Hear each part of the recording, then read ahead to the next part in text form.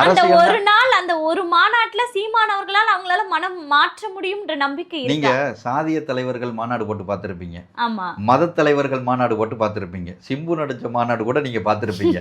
சிம்பு நடிச்ச மாநாட்டுல என்ன கதை, ரிப்பீட்டு.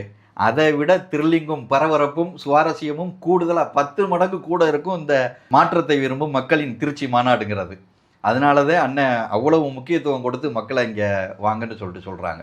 இன்னொன்னு, மாநாட்டுக்கு பாத்தீங்கன்னா கிட்டத்தட்ட 5 கோடி கிட்ட செலவுகள் ஆவதற்கு இருக்கு. இதுல உலக தமிழர்களினுடைய பங்களிப்பு எப்படி இருக்கணும்னு நீங்க விரும்புறீங்க?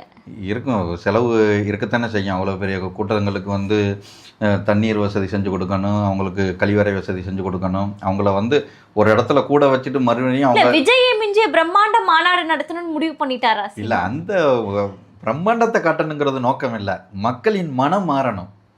இங்கே மக்களினுடைய சிந்தனையிலையும் மனதிலும் தான் அழுக்கு படிஞ்சு போய் கிடக்குது. அதை சுத்தப்படுத்துறதுக்கு தான் அவர் மாநாடு போடுறாரு.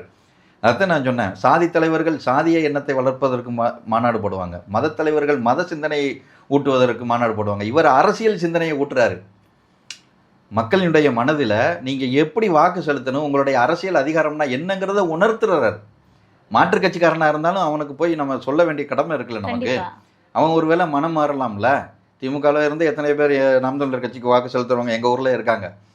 என்னடா திடீர்னு நம்ம சொந்தக்காரலாம் என் மச்சான்லாம் கேட்பாரு, ஏய் என்னடா கிராமத்தில் கட்சியே இல்லை, 50 ஓட்டு 100 ஓட்டு உங்களுக்கு பதிவாக இருக்குது விவசாய சின்னத்துக்கு அப்படின்னு சொல்லிட்டு 2021 கேட்டாப்புல. அப்படிலாம் ஒரு மேஜிக்கும் லாஜிக்கும் நடக்கும். எப்போ நடக்கும் அப்படின்னா, இந்த எதிர்கட்சியில் இருக்கக்கூடிய நம்மளுடைய உறவுகளினுடைய மனதை மாற்றணும், சிந்தனையை மாற்றணும், அவருடைய சிந்தனையில் இருக்கக்கூடிய தவறான எண்ணத்தை போக்கணும். அதுக்குத்தான் இந்த அண்ணன் இவ்வளவு கடுமையான முயற்சி.